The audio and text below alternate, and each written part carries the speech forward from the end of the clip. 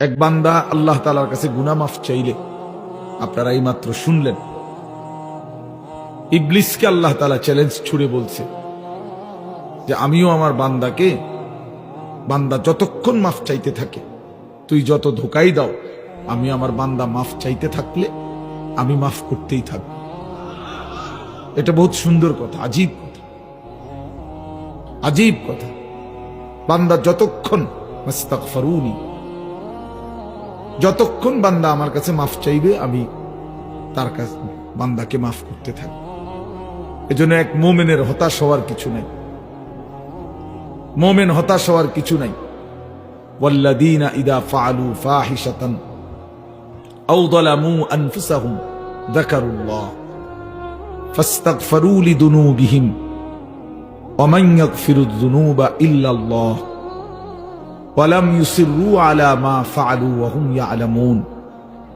আল্লাহ তাআলা বলেন, আমার বান্দা যখন অশ্লীলতা, বেহায়াপনা, অসভ্যতা, নোংরামি, নাফরমানি, পাপ করতে করতে এমনকি নিজের উপরে একেবারে জুলুম করে ফেলছে, নেকি বলতে কিছুই নাই, গুনার সাগরে হাবুডুবু খাচ্ছে, আল্লাহ তাআলা তাকেও আশ্বাস দিছে সে যেন আমি আল্লাহকে স্মরণ করে, বান্দা যেন আমাকেই মনে করে এবং আমি আল্লাহর কাছে নিজের গুনাহের জন্য মাফ চায়, তওবা করে আল্লাহকে যেন বলে, আল্লাহ আপনি ছাড়া আমাকে মাফ করবে কি, আর আমি জেনে বুঝে আর করব না, আমি ছেড়ে দিলাম। এই তিনটি শর্ত যদি বান্দার কাছ থেকে আল্লাহ পায়, তওবা তিন জিনিসের নাম।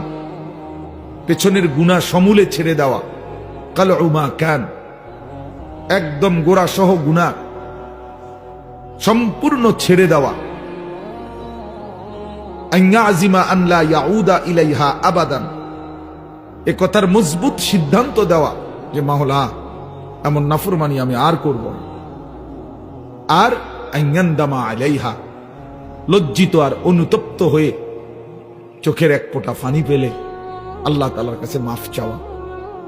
বান্দা যদি এই তিন শর্ত পুরা করে, বান্দা যদি বলতে পারে দিল থেকে, আল্লাহ আমি গুনাহ ছেড়ে দিলাম, আর করব না, ওয়াদা দিলাম, আমি লজ্জিত মাওলা, আমি মাফ চাইলাম, আল্লাহর কসম, আল্লাহ বলেন উলাইকা জাযাউহুম মাগফিরাতুম মির রাব্বিহিম, আমিও ওয়াদা দিলাম বান্দা 90 বছরের গুনাহ আমি একসাথে মাফ করে দিলাম।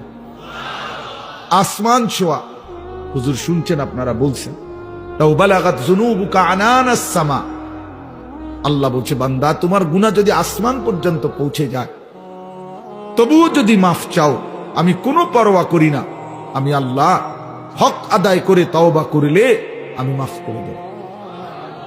গাফারতু লাকা ওয়ালা উবালি, আমি মাফ করে দেব।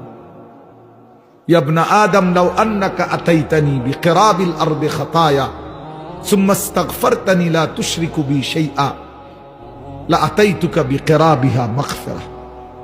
আল্লাহ বলে বান্দা তুমি যদি জমিনের বালুকণা পরিমাণ গুনাহ নিয়ে আসো, এই পৃথিবীতে কি পরিমাণ বালুর কণা, 1 লাখ, 2 লাখ, 10 শতক জায়গার মধ্যে যদি ড্রেজার দিয়া বালু ভরাট করে, তো কয়টা বালু কেউ গুনে শেষ করা যাবে?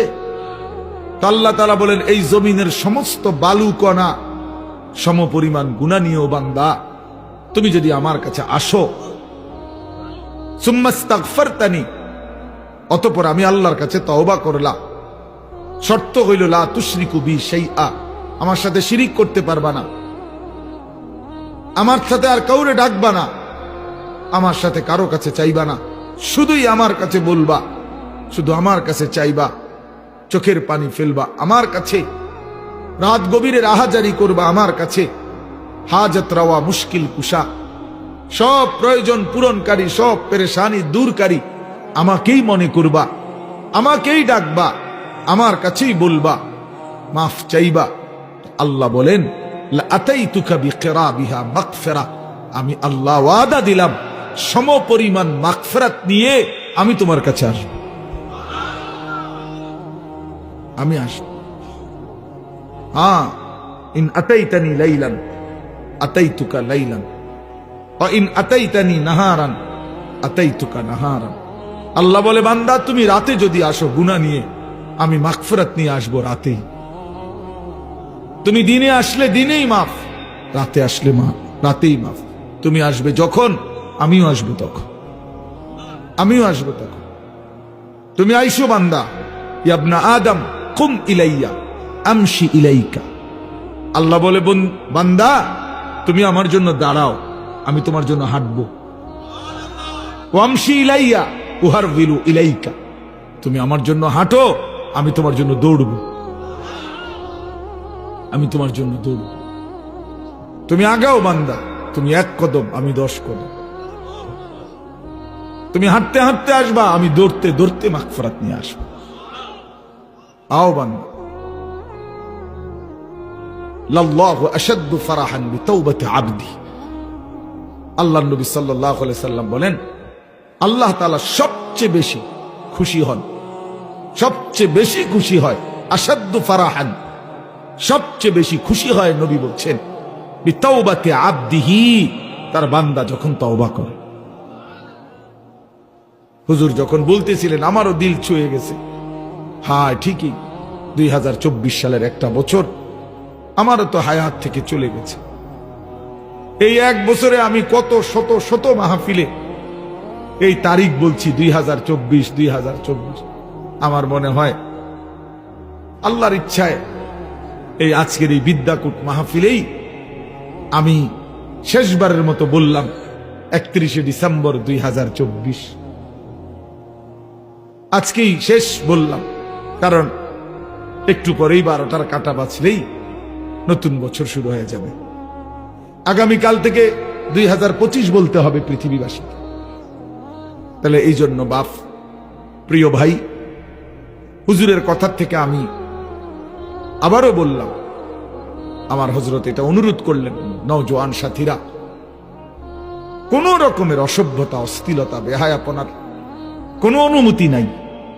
কোরআন শরীফে আছে, আল্লাহ তাআলা বলেন, ইন্না ইদ্দাতাশ শুহুরি ইনদাল্লাহি 12 শাহরান ফি কিতাবিল্লাহি ইয়াওমা খালাকাস সামাওয়াতি ওয়াল আরদ মিনহা আরবাআতুন হুরুম যালিকাদ দীনুল কাইয়্যিম ফালা তাযলিমু ফীহিন্না আনফুসাকুম। আল্লাহ তাআলা বলে, বান্দা শোনো, একেবারে আমি আল্লাহ আমার তাকদীরে আসমান জমিন সৃষ্টির 50,000 বছর আগে আমি যে তাকদীর লেখাইছি, সেই তাকদীরের মধ্যে আমি আল্লাহ ফয়সালা লিখে দিয়েছি যে এই পৃথিবীতে আসমান জমিন সৃষ্টির সূচনা থেকেই পৃথিবীতে 12 মাসেই হবে পৃথিবীর এই সময়ের হিসাব। এই 12 মাস এটা আমি আল্লাহ নির্ধারণ করেছি। 12 শাহরান আল্লাহর দেওয়া। আল্লাহ এটা বোঝা উচিত আমাদের যে 12 মাস এটা আইলো কোত্থেকে, 12 মাসে 1 বছর এটা হলো কিভাবে? আল্লাহ তাআলা বলেন, এটা আমি আল্লাহ ফয়সালা দিছি। কে ফয়সালা করছেন? কোন দিন থেকে? আসমান জমিন সৃষ্টির শুরু থেকেই চালু রাখছেন, আর সিদ্ধান্ত করে দিছেন তারও আগে তাকদীরের মধ্যে। এই জন্য 12 মাসে 1 বছর এটা জাতিসংঘের ফয়সালা না, এটা দুনিয়ার কারো ফয়সালা না, আল্লাহ তাআলার ফয়সালা। আবার আল্লাহ নিজেই বলেন, যালিকাদ দীনুল কাইয়্যিম, এটা অকাট্য বিধান। এটা পৃথিবীতে ইসরাফিলের ফু পর্যন্ত কেউ নাড়াইতে পারবে না, কেউ না, 1 সেকেন্ড কেউ নাড়াইতে পারে না। ইউকাল্লিবুল্লাহুল লাইলা ওয়ান নাহার, আল্লাহ তাআলা বলেন, রাত্র দিন আমি আল্লাহ পরিবর্তন করে থাকি। তাহলে ঘন্টা বদলায় আল্লাহ, মিনিট বদলায় আল্লাহ, সেকেন্ড বদলায় আল্লাহ।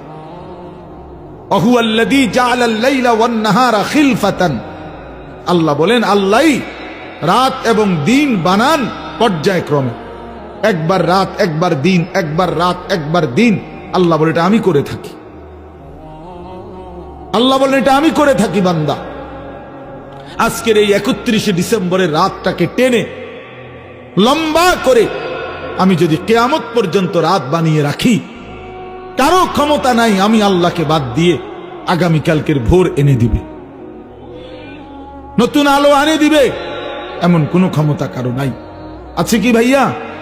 কুল আরাআইতুম ইন জাআলাল্লাহু আলাইকুমুল লাইলা সারমাদান ইলা ইয়াউমিল কিয়ামাহ মান ইলাহুন গায়রুল্লাহ ইয়াতিকুম বিদিয়াইন। সরাসরি কোরআনের আয়াত। আল্লাহ বলে, বান্দা বলো না, আমি যদি আজকের রাতকে টেনে লম্বা করে সারমাদান ইলা ইয়াউমিল কিয়ামাহ, কিয়ামত দিবস পর্যন্ত দীর্ঘ করে রাখি, রাত বানিয়ে রাখি, মান ইলাহুন গায়রুল্লাহ, আমি আল্লাহকে বাদ দিয়ে কে আছে তোমার, ইয়াতিকুম বিদিয়াইন, যে আগামী কালকের আলো এনে দিবে, ভোর এনে দিবে, কে আছে কেউ? তাহলে আজকের রাত তো আগামী কালকে পরিবর্তন করবে মহান আল্লাহ।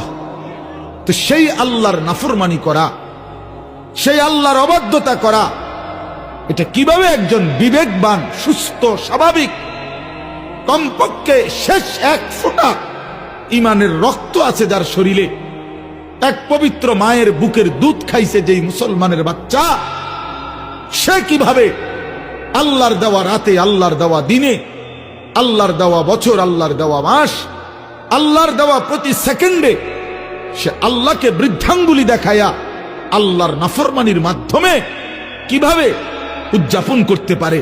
এটা তো কোনো বিবেকবান ইমানদারের কাজ হইতে পারে না, কোনোভাবেই না, কোনোভাবেই না। এই জন্য 31st নাইট হুজুর যেটা বললেন, এটা স্পষ্ট কথা, বাপ, এটা আমাদেরও কথা। নওজোয়ান, তুমি প্রতারিত হইও না, মুসলমানের সন্তান, তুমি ধোকা খাইও না।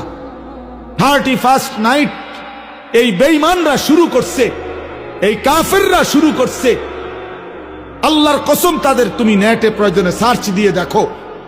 এই 31st নাইটের মূল বক্তব্য হলো, খ্রিস্টানদের কাছে দুই মুখী একটা মূর্তি আছে, যে এই মূর্তির দুইটা মুখ, সামনে একটা মুখ, পিছনেরটাও একটা মুখ, এই দুই মুখী, দ্বিমুখী একটা মূর্তি। 31শে ডিসেম্বরের শেষ মিনিটে তারা ওই পিছনের মূর্তির মুখের পিছন দিকে দাঁড়াইয়া বলে, হে মহান দেবতা, বিগত 1 বছরের অপরাধ আমরা অনুতপ্ত মার্জনা করো।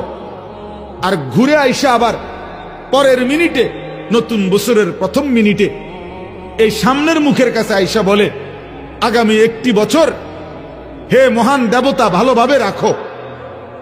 এই আল্লাহর কসম, এইটা এই দুইমুখী একটি দেবতার কাছে প্রার্থনা করা, এইটাই হলো 31st নাইট।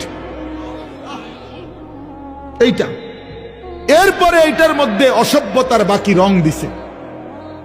এই গান, বাদ্য, নাচ গান, জিনা, ব্যভিচার, হোটেল, রেস্তোরাঁ, মদের বার, নারী পুরুষের অবাধ মেলামেশা, উলঙ্গপনা, অসভ্যপনা, এগুলো কোনো কুকুর বিড়াল করতে পারে, কোনো জানোয়ার করতে পারে, কোনো ইমানদারের সন্তান করতে পারে না, কোনো মুসলমানের বাচ্চা এটা করতে পারে না, কোনো ইমানদারের সন্তান এটা করতে পারে না। এ তো বেঈমানের আখলাক, এ তো দুশ্চরিত্র, লম্পট। জিনাখোর কখনো পবিত্র হয় না।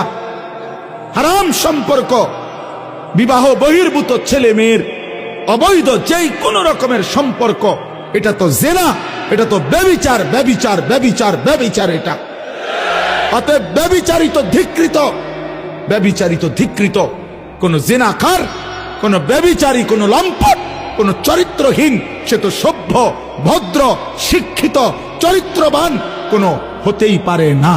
এই জন্য 31st নাইট যারা উদ্বোধন করে, উদ্বোধনের নাম করে, উদযাপনের নাম করে নাচে, গায়, ফুর্তি করে, এরা অসভ্য, এরা অসভ্য, এরা অসভ্য, এরা চরিত্রহীন, এরা লম্পট, এরা লম্পট, এরা লম্পট ছাড়ার কিচ্ছু না। এরা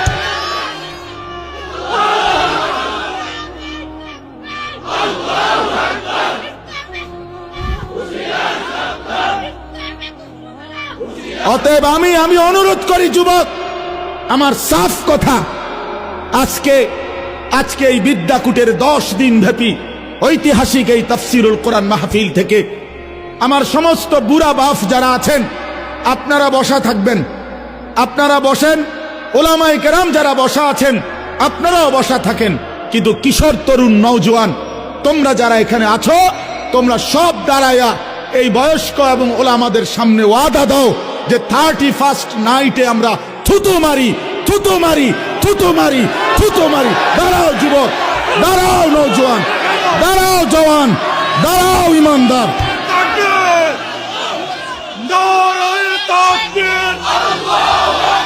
দিন ইসলাম, দিন ইসলাম, আল কোরআনের আলো, আল হাদিসের আলো, বলেন যে কোরআন মাহফিল 31st নাইটে থুতু মারি, থুতু মারি, বলো থুতু মারি, থুতু মারি।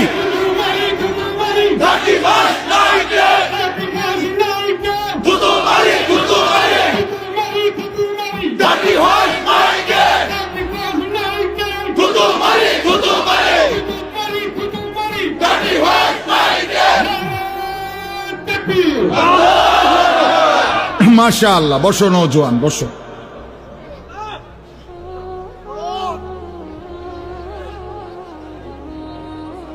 নওজোয়ান তোমরা, আগামীর ইসলাম তোমাদের হাতে ইনশাআল্লাহ, আগামীর কালেমার পতাকা উড়বে তোমাদের হাতে ইনশাআল্লাহ।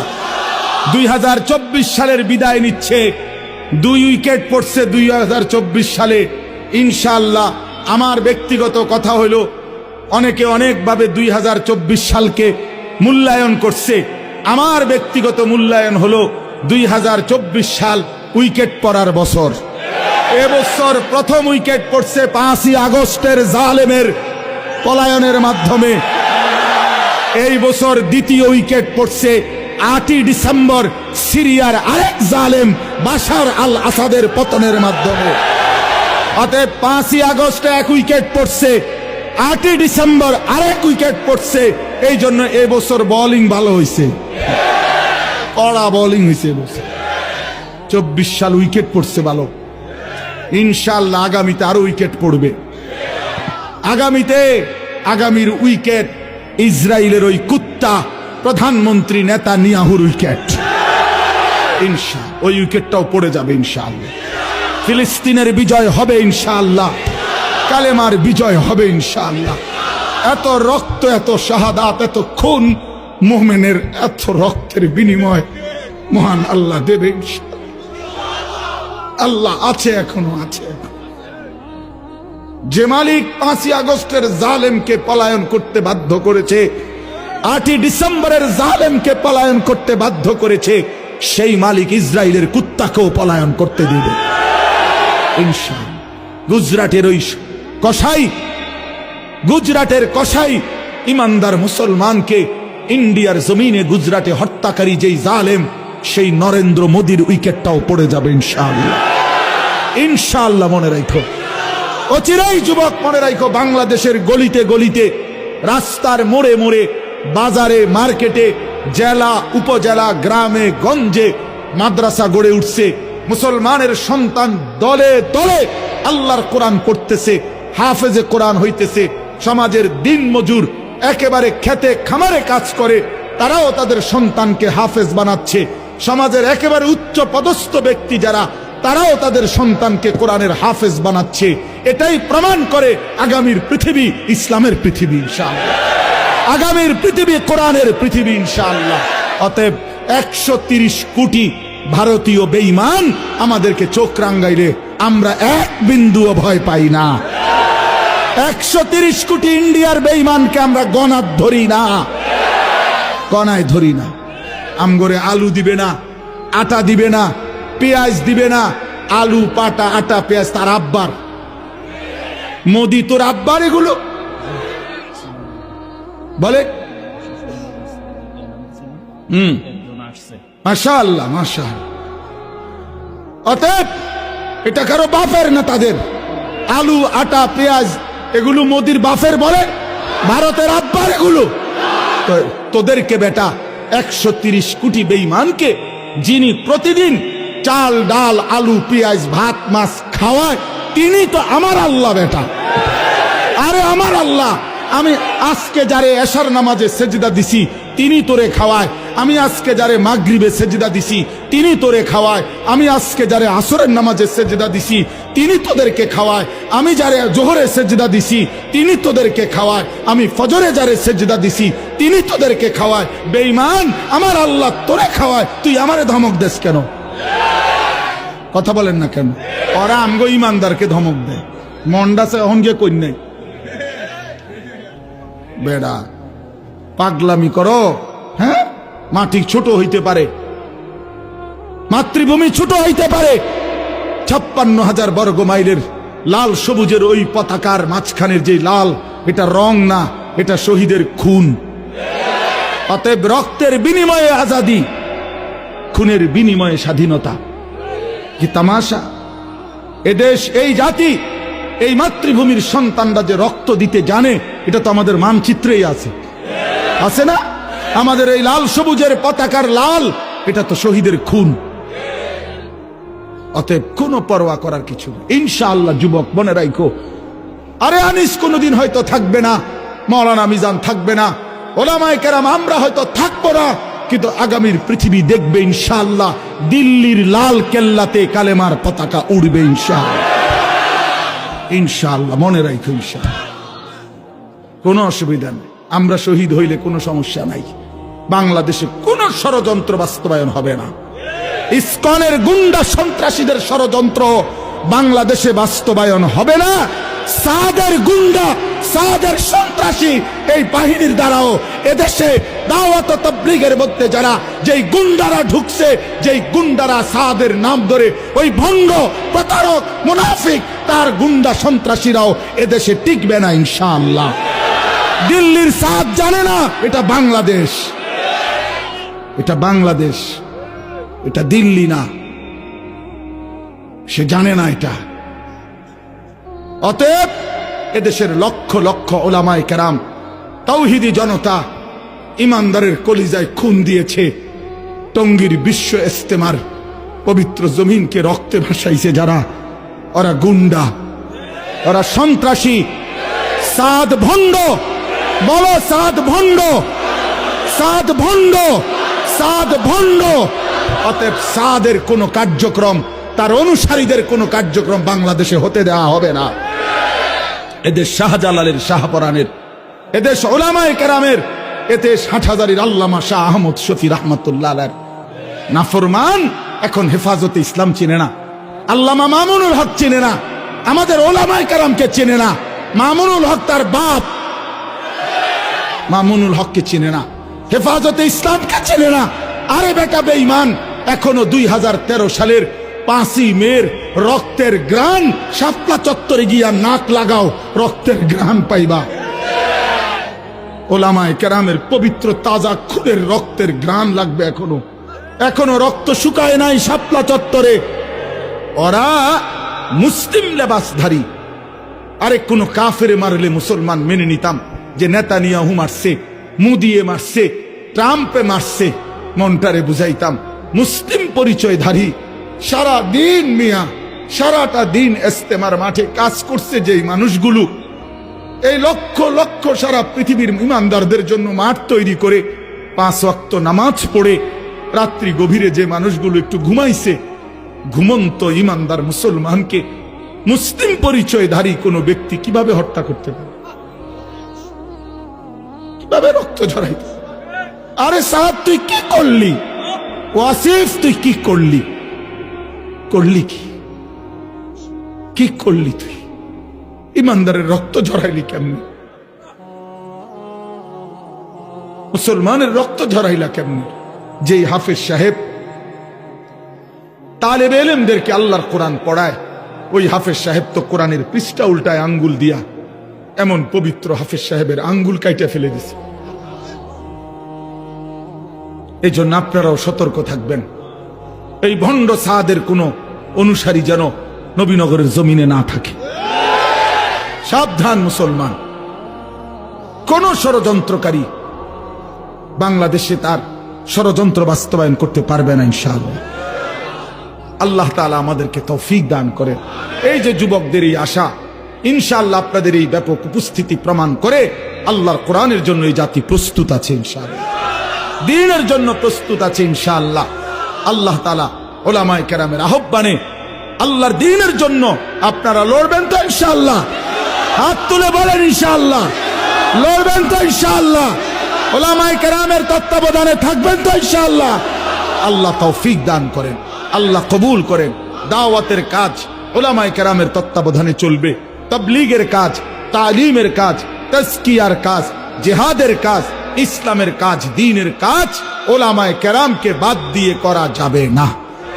করিলে হুঁচট খাবেন, করিলে পিছলা খাবেন, করিলে ক্ষতিগ্রস্ত হবেন, করিলে দুশ্মনের খপ্পরে পড়ে আখিরাত বরবাদ করবেন। যেন অনুরোধ করলাম, অনুরোধ করলাম, অনুরোধ করলাম আল্লাহ তাআলা আমাদেরকে সচ্চা ঈমান দান করেন, আমাদেরকে ঈমানের মজবুতি দান করেন। ভাই বললেন মাশাআল্লাহ, আমার হুজুর বলছেন এতক্ষণ তওবার কথা, ফিরে আসার কথা। তো এক যুবক, এক ভাই যোগাযোগ করছে, সে তার জিন্দেগি পাল্টাইতে চায়।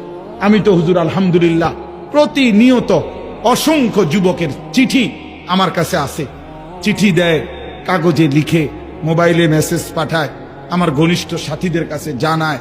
আলহামদুলিল্লাহ প্রতিদিন প্রতিদিন বিশ্বাস করেন বাংলাদেশের যুবক ছেলেরা আল্লাহর দিকে ফিরতেছে, গুনাহ ছেড়ে দিচ্ছে ইনশাআল্লাহ। গুনায় মজা নাই, নারীর ছবি দেখতে দেখতে আর সুখ নাই, উলঙ্গ দৃশ্য দেখতে দেখতে আর সুখ নাই।